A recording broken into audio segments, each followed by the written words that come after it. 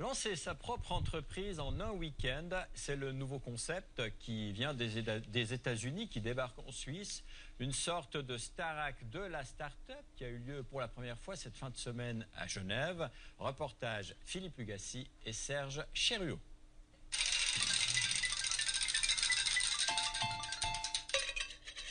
C'est juste un concept novateur qui consiste en fait, qui offre la possibilité aux consommateurs de pouvoir personnaliser sa propre vaisselle. C'est un service simple. Ils sont une trentaine à se succéder à la tribune. Ils ont 1 minute pour présenter, pour convaincre. La moitié sera éliminée. Pour l'autre moitié, il s'agira de constituer une Dream Team avec les gens présents dans la salle pour aller au bout de ce marathon de 54 heures. Et moi, j'ai accouché, j'ai mis longtemps à accoucher ce projet. 4-5 personnes, oui, qui sont intéressées. On y croit fort. Cela va du créateur de vaisselle à la messagerie qui envoie des mails au bon Dieu. Dans ce souk de l'entrepreneuriat, de nombreux coachs professionnels sont à disposition. Nous en avons suivi 2, Simon et Jérôme. Leur métier, c'est accompagner et développer des jeunes startups jusqu'elles puissent fonctionner en véritable entreprise.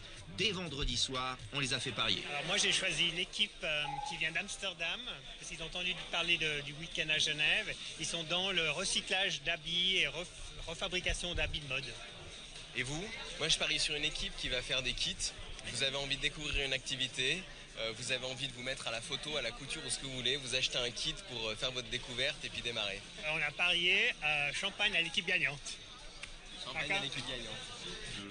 Jérôme et Simon doivent bien entendu coacher aussi les autres équipes, mais useront de leur talent pour faire gagner leur poulain. Première visite dans l'équipe du kit, 2 heures sont passées et la mayonnaise a bien pris. On va vous vendre notre kit spécial.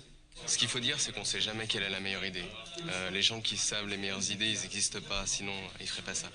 Donc après, c'est toute la constitution de l'équipe. Qu'est-ce qui va faire marcher l'équipe? Est-ce qu'il y a une bonne dynamique de groupe? Ce que j'ai vu par rapport à cette équipe, c'est qu'effectivement, il y avait une bonne réception aux mauvaises remarques. Simon, lui, a jeté son dévolu sur l'équipe des filles qui, dès samedi matin, a déjà monté un atelier de confection dans les couloirs d'Unimac. Comme la designer ne s'exprime qu'en anglais, c'est son assistante marketing, Teresa, employée de commerce à Genève, qui décrit le business model. On aimerait s'attaquer au marché haut de gamme, donc vraiment des marques comme Dior, Dolce & Gabbana, parce qu'eux, ils ont des stocks immenses et ils les brûlent s'ils n'arrivent pas à les vendre.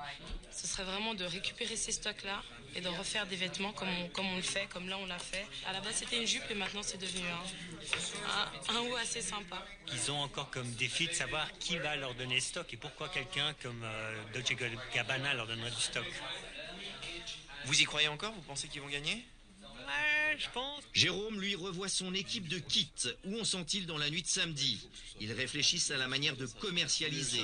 Ils ont déjà développé un site de vente qui devrait être opérationnel dès dimanche soir. La plus belle salle d'exposition qui existe. Non, je comprends.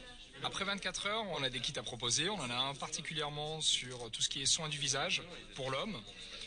L'idée, c'est de pouvoir proposer des huiles de massage et l'homme peut faire ça chez lui tranquillement avec sa femme. Dimanche après-midi, rien n'est encore acquis. Tout se décidera pendant le grand oral. Répétition générale pour les équipes. Il faudra être clair, net et imaginatif pour convaincre les jurés. Je pense un peu trop high-tech le système qu'ils utilisent. Et puis ça aurait été sympa de présenter les produits, faire un défilé de mode. Donc je pense qu'ils ont un petit défi, mais ils peuvent encore y arriver. L'idée, c'est de savoir comment ils évoluent et comment on continue à être pertinent au fil du temps. Donc pour cela... C'est difficile de projeter de l'énergie à un public quand on vient de se battre pendant 54 heures pour boucler un projet. On est crevé, on n'en peut plus. Et il faut puiser dans les réserves, puiser tout ce qu'on a et arriver à faire le show malgré la fatigue. Qui sont importants pour dire qu'ils n'ont Verdict, dimanche soir, 21h30. Nos 2 équipes n'ont pas gagné, mais celle de Simon termine 2e. Je suis désolé pour toi. Félicitations, bravo pour ton choix. Ils ont fait en 54 heures ce que la plupart des créateurs d'entreprise font en 2 mois. C'est génial et bravo.